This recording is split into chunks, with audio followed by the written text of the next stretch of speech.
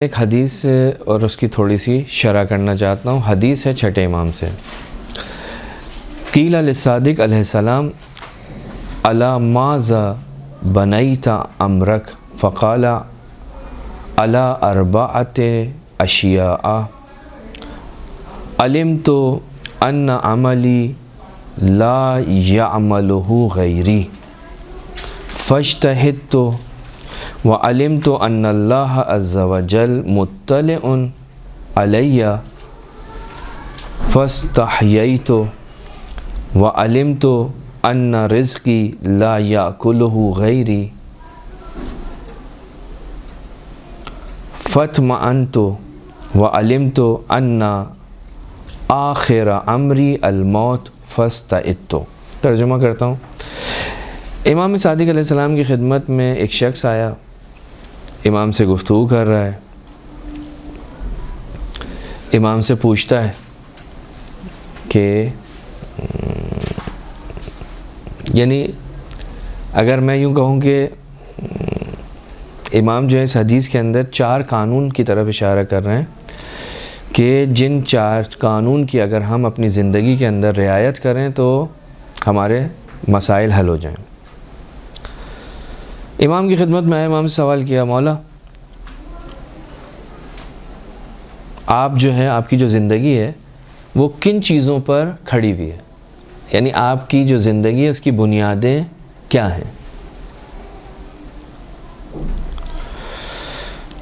امام جو ہیں وہ اس کو جواب دے رہے ہیں، فرماتے ہیں کہ میری جو زندگی ہے اس کی جو بنیاد ہے وہ 4 چیزیں ہیں، ان 4 چیزوں پہ زندگی کھڑی ہوئی ہے۔ یعنی امام مجھ سے، آپ سے، اپنے ماننے والوں سے خطاب کر رہے ہیں، دیکھو تمہاری زندگی جو ہے ان 4 چیزوں پر استوار ہونی چاہیے، 4 چیزوں پر، اس کی بنیادیں ان 4 چیزوں پر ہونی چاہیے۔ بالآخر میرا اور آپ کے لیے جو اسوہ حسنہ ہے وہ کون ہے؟ امام صادق علیہ السلام میرے لیے، آپ کے لیے اسوہ حسنہ ہے۔ لہٰذا اب مجھے اور آپ کو، ہم سب کو، شیعوں کو، امام کے ماننے والوں کو اس کی طرف دیکھنے کی ضرورت نہیں ہے۔ دیکھیں امام صادق کیا فرما رہے ہیں۔ امام صادق علیہ السلام فرماتے ہیں 4 چیزوں پہ تمہاری زندگی استوار ہونی چاہیے۔ تمہاری زندگی کے 4 پلر ہیں، جس طرح اس کمرے کے مثال کے طور پہ 4 پلر ہیں، یہ کمرہ 4 پلر پر کھڑا ہے، تمہاری زندگی بھی 4 پلر پر کھڑی ہونی چاہیے۔ اصول دے رہے ہیں۔ پہلا اصول جو امام صادق فرماتے ہیں علمت ان عملی لا یعملہ غیری فاجتہدت، کہ جب میں متوجہ ہو گیا، جب میں یہ جان گیا کہ میرا عمل کوئی دوسرا انجام نہیں دے سکتا، میرا عمل، میرا کام کوئی دوسرا انجام نہیں دے سکتا، بس میں نے اپنے عمل کو انجام دینے کی کوشش شروع کر دی۔ بعض افراد یہ خیال کرتے ہیں کہ اگر ہم نے جو ہے آج کا کام انجام نہیں دیا، کل کا کام انجام نہیں دیا، اپنے زندگی میں بہت ساری جو ذمہ داریاں تھیں ان کو انجام نہیں دیا، تو بعد میں آنے والے اس کو کر دیں گے۔ میں نے انجام نہیں دیا، میری اولاد آ کر کر دے گی۔ میں نے نماز نہیں پڑھی، میری اولاد میری نماز پڑھوا دے گی۔ نہیں، امام کیا فرماتے ہیں؟ امام فرماتے ہیں جب مجھے یہ معلوم ہے کہ میرا عمل جو ہے کوئی اور انجام نہیں دے گا تو پھر مجھے کیا کرنا چاہیے؟ خود کرنا چاہیے۔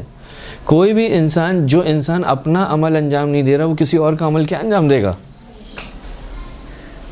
میں اپنا عمل انجام نہیں دے پا رہا تو میں کیسے یہ توقع کروں کہ کوئی اور آئے گا اور وہ میرے عمل کو انجام دے گا؟ وہ خود میری طرح ہے، ہاں اس کے برعکس ہو سکتا ہے کہ جب میں اپنے لیے کوشش کروں تو دوسرا بھی میرے لیے کھڑا ہو جائے۔ تو کوئی کسی کے کاموں کو انجام نہیں دیتا، کیا کریں؟ امام کہنا چاہ رہے ہیں اپنی فکر خود کرو، اپنی فکر خود کرو۔ جب کوئی کسی کا کام انجام نہیں دیتا، کوئی کسی کے لیے کوئی عمل انجام نہیں دیتا، تو کیا کرنا چاہیے؟ اپنا عمل، اپنا کام اس سے پہلے کہ اس دنیا سے چلے جاؤ خود انجام دو۔ ایک حکایت ملتی ہے تاریخ کے اندر، ایک بہت ہی مشہور شخص گزرا ہے مشہد کے اندر جس کا نام تھا عباس قلی خان. امام رضا علیہ السلام کے حرم کے قریب مدرسہ ہے جس کا نام ہے مدرسہ عباس قلی خان. کہتے ہیں یہ عباس قلی خان جو ہے اپنے بیٹے کے ساتھ جا رہا تھا. بیٹا آگے آگے چل رہا تھا, ہاتھ میں اس کے چراغ تھا, مشعل تھی جس کی روشنی کو دیکھ کر رات کی تاریکی دونوں جا رہے تھے مشہد میں. یعنی اپنے باپ کے آگے آگے بیٹا چل رہا تھا اور باپ اس روشنی کو دیکھ کر آگے چل رہا تھا. راستے میں جو ہے ایک مہمان خانہ, مہمان سرا, مسافر خانہ آیا جو اس کا تھا. اس نے اپنے بیٹے سے کہا کہ بیٹا مجھے تم سے جو ہے نا وہ ایک خواہش کرنی ہے, ایک چیز کا سوال کرنا ہے. کہا کہ فرمائیے. کہا کہ یہ جو مہمان خانہ ہے, یہ جو کاروان سرا ہے, یہ جو مسافر خانہ ہے, کہا کہ میرے مرنے کے بعد اس کو ختم کر دینا, خراب کر دینا اور یہاں پر ایک مدرسہ بنانا کہ جس کے اندر جو ہے امام صادق علیہ السلام کے شاگرد, امام صادق کے مکتب سے تعلق رکھنے والے افراد جو ہیں وہ آ کر درس پڑھیں اور اس کا فائدہ مجھے کہاں ہو, آخرت میں. عباس قلی خان نے کہا اپنے بیٹے سے. وہ بیٹا بہت محبت کرتا تھا اپنے باپ سے. اس نے کیا کیا کہ ہاتھ میں اس کے کیا ہے, وہ مشعل ہے, وہ فانوس ہے جس کی روشنی سے وہ آگے بڑھ رہا تھا. وہ فانوس لے کے باپ کے پیچھے آ گیا.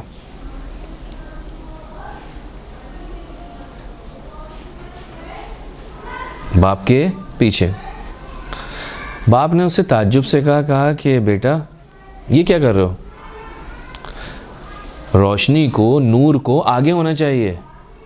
وہ آگے ہوگی تو ہمیں دکھائی دے گا, اگر وہ پیچھے چلی جائے گی تو ہمیں دکھائی نہیں دے گا. تم اس کو پیچھے لے کر چلے گئے, اس کا فائدہ کیا ہوا؟ اس کو پیچھے نہیں آگے ہونا چاہیے. جب باپ نے یہ جملہ کہا کہ بیٹا یہ کیا کر رہے ہو, نور کو آگے ہونا چاہیے تو تاکہ ہم چل سکیں, اگر نور پیچھے ہوگا تو ہم اس نور کا کوئی فائدہ نہیں ہے. تو اس کے بیٹے نے بھی ایک جملہ کہا.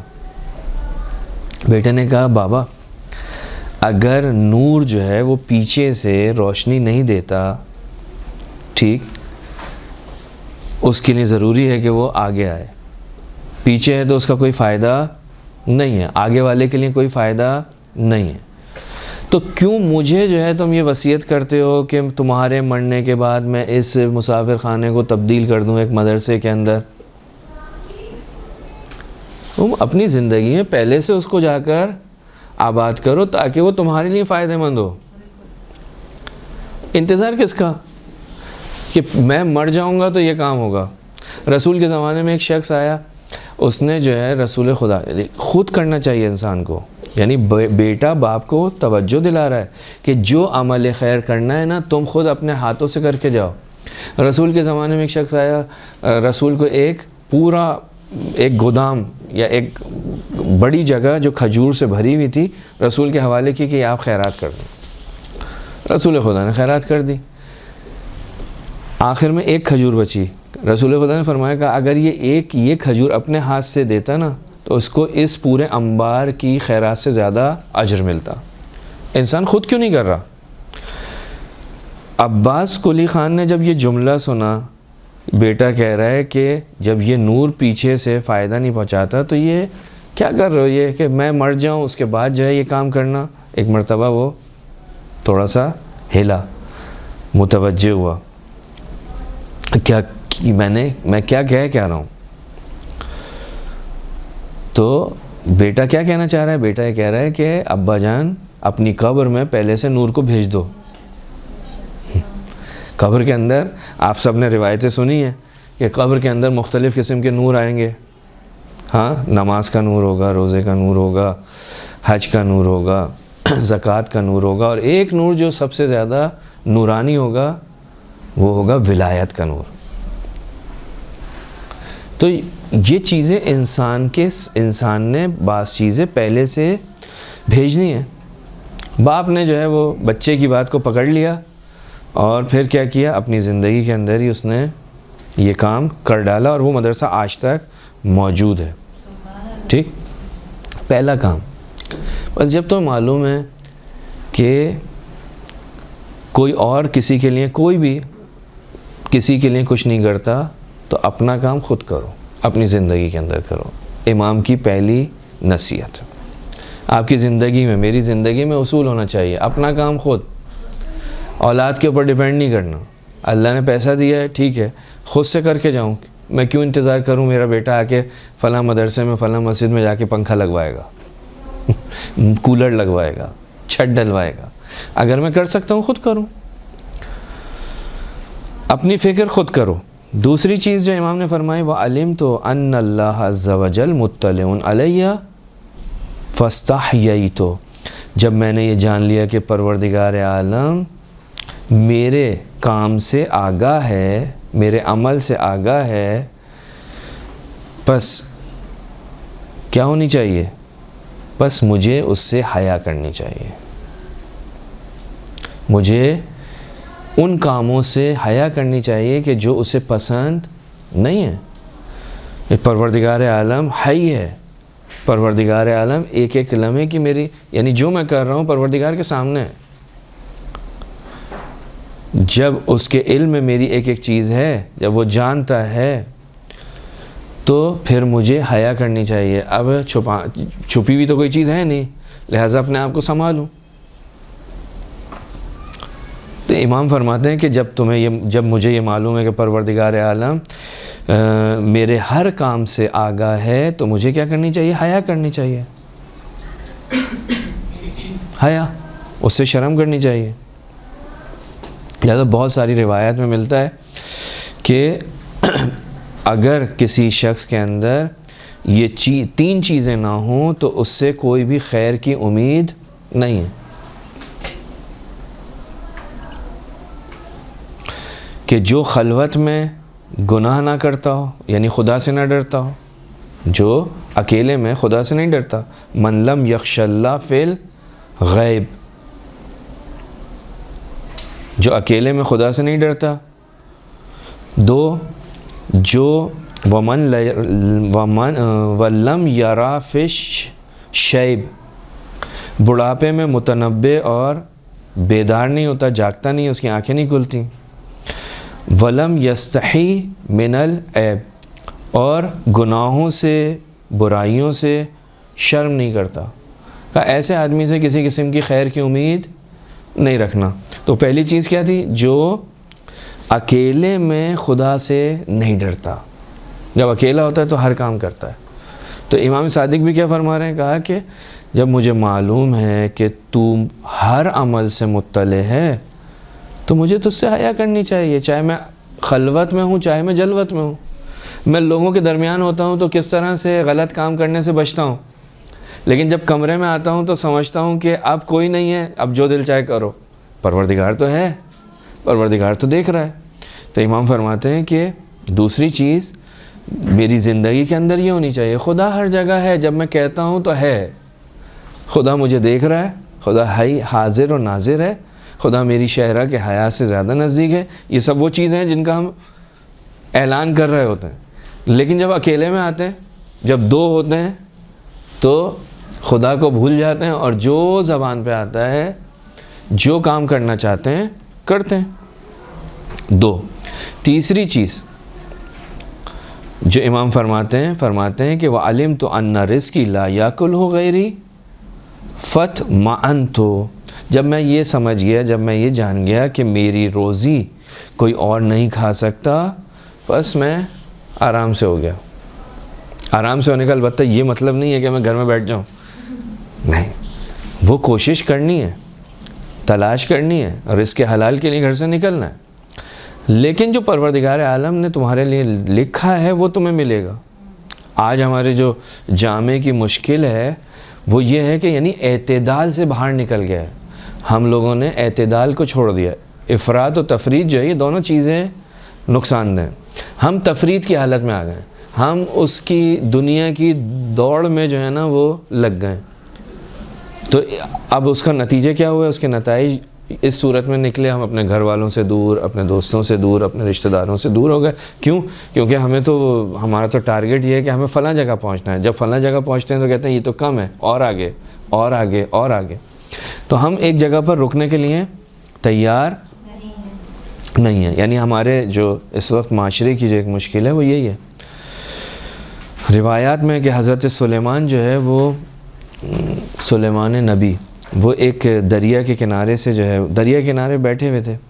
ان کی نگاہ پڑی کس کے اوپر؟ ایک چیونٹی کے اوپر کہ جو ایک گندم کا دانہ لے کر جا رہی ہے.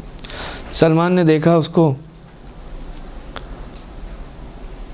جب وہ دریا کے پاس پہنچے تو اسی لحظے میں اسی لمحے میں ایک مینڈک نے اپنا سر نکالا اور اس نے جو ہے کیا کیا؟ پانی کو پھینکا. جیسے ہی پانی پھینکا تو وہ جو چیونٹی تھی کتنی ہوتی ہے آپ سب جانتے ہیں, اور کتنا اس کے پاس جو ہے وہ ذخیرہ ہوگا جو وہ لے کے جا رہی تھی, یعنی ہم شاید دیکھ بھی نہ پائیں اتنا چھوٹا. جیسے ہی اس نے مینڈک نے جو ہے وہ پانی کو پھینکا تو کیا ہوا کہ جو اپنا چیونٹی تھی وہ پانی کے اندر چلی گئی, پانی کے اندر ہو گئی. پانی میں پانی اس کی منہ سے نکلا, وہ پانی کے اندر ڈوب گئی, اور وہ جو مینڈک تھا وہ دوبارہ پانی کے اندر چلا گیا. سلمان کچھ دیر تک دیکھتے رہے, پریشان ہے, فکر میں چلے گئے کہ اچانک انہوں نے دیکھا کہ وہ جو مینڈک تھا دوبارہ اس نے پھر سر باہر نکالا پانی سے, اور پھر اس نے اپنا منہ کھولا اور وہ جو چیونٹی تھی اس کو کیا کیا؟ اس نے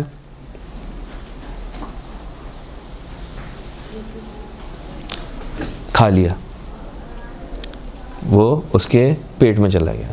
پھر تھوڑی دیر بعد نکلا, وہ منہ سے اس کے باہر آ گئی, لیکن وہ جو گندم کا دانہ تھا وہ اس کے ساتھ نہیں تھا. چیونٹی باہر آ گئی, گندم کا دانہ نہیں ہے. جناب سلمان نے اس سے چیونٹی سے خطاب کیا. جناب سلمان تو جانوروں کی زبان بھی بولتے تھے, حیوان حشرات کی زبان بھی جانتے تھے. پوچھا کہ یہ تیرے اوپر کیا گزری؟ یہ تو مینڈک کے پیٹ کے اندر چلی گئی, پھر واپس آئی, وہ جو تو لے کے جا رہی تھی گندم کا دانہ وہ بھی نہیں ہے, کیا ماجرا کیا ہے, کیا گزرا؟ تو اس نے چیونٹی نے کہا کہ اے پیغمبر خدا,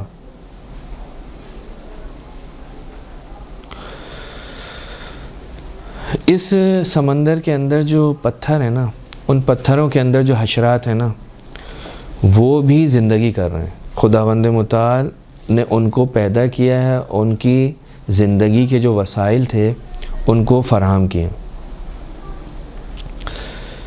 یعنی وہ کیڑا تو اس پتھر سے باہر نہیں نکل سکتا, لیکن اس کی غذا اس کو اسی پتھر کے اندر مل رہی ہے.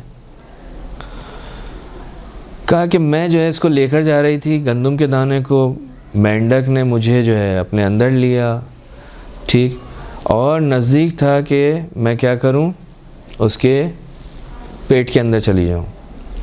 لیکن کیا ہوا, پھر فوراً اس نے جو ہے وہ دوبارہ مجھے جو ہے باہر نکالا, میں باہر آ گئی اور میں خشکی پر آ گئی, اور وہ جو دانہ تھا وہ اس کی غذا بن گیا.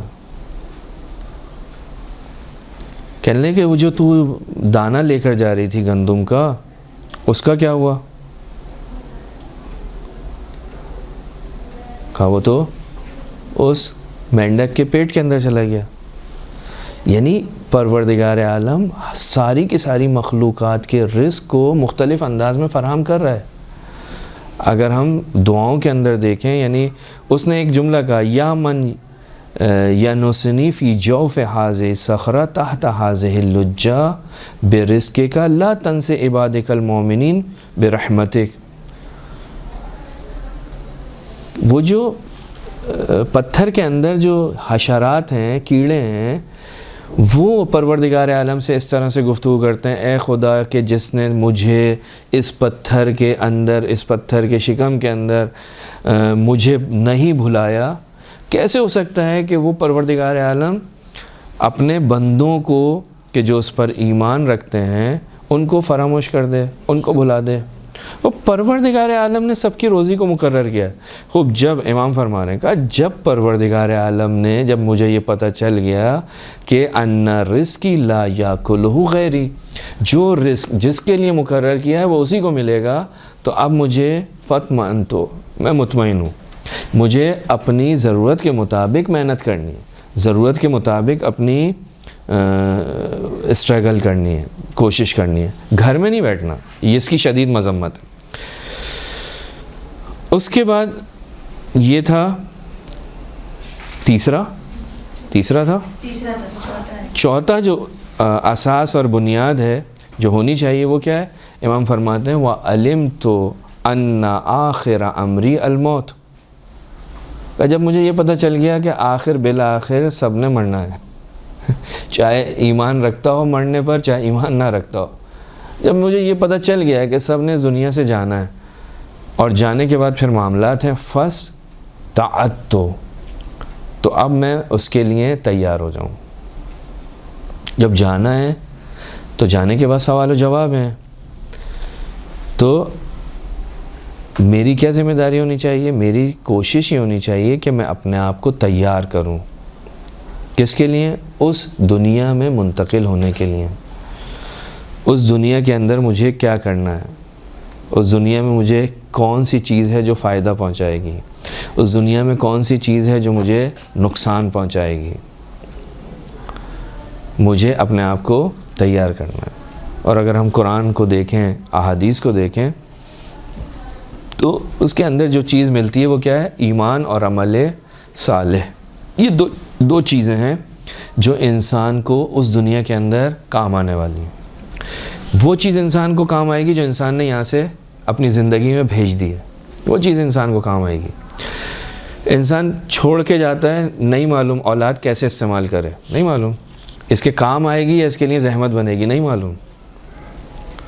بہت سارے واقعات ایسے ہوئے ہیں کہ باپ جو ہے وہ مثلا ایک جگہ چھوڑ کے گیا، اولاد نے اس کو سینما بنا دیا، ایسی چیز میں تبدیل کر دیا کہ جو نہیں ہونی چاہیے تھی۔ بالآخر مشکلات کس کے لیے ہیں؟ تو انسان وہ کام کرے جو اس کو فائدہ پہنچائے۔ کہا جب مجھے پتہ چل گیا، جب میں یہ جان گیا کہ آخر امر کیا ہے؟ موت ہے، جب آخر امر موت ہے تو اب مجھے اس کی تیاری کرنی چاہیے کہ وہاں جب میں پہنچوں تو کس حال میں ہوں۔ لہٰذا مومنین کی ایک خصوصیت یہی ہے کہ وہ کیا کرتے ہیں؟ موت کی تمنا کرتے ہیں، موت کے لیے تیار رہتے ہیں، اور کافر جو ہیں وہ ہمیشہ موت سے فرار اختیار کرنے کی کوشش کرتے ہیں۔ لیکن امام کیا فرما رہے ہیں؟ امام فرما رہے ہیں، کہا کہ یہ ایک ایسی چیز ہے کہ جس کا کوئی انکار نہیں کر سکتا، اور جب مجھے اور آپ کو، ہم سب کو پتہ چل گیا ہے کہ ہم نے مرنا ہے، اور مرنے کے بعد یہ سارے معاملات ہیں، تو اب ہمیں کیا چاہیے؟ اب ہمیں چاہیے کہ ہم اپنے آپ کو اس کے لیے تیار کریں تاکہ ہمارے مسائل، ہماری مشکلات جو ہیں وہ کیا ہو جائیں؟ حل ہو جائیں۔ اب اس کی تیاری کا جو بھی طریقہ ہے، انسان توبہ کرتا ہے اگر خطا کی ہے، انسان جو ہے مثال کے طور پہ ہمارے مومنین میں ایک چیز جو رائج ہے، یہ بھی اسی کی تیاری ہے۔ کربلا جاتے ہیں تو وہاں سے کفن لے کر آتے ہیں، تو کفن کیوں لے کر آ رہا ہے؟ اگر موت سے اتنا ہی خوف ہوتا تو کبھی بھی کفن نہیں لاتا۔ تو اہل بیت کا چاہنے والا، رسول کا ماننے والا موت سے اتنا بھی نہیں ڈرتا کہ وہ اپنی بالآخر کفن کو لے کر آ رہا ہے۔ حتیٰ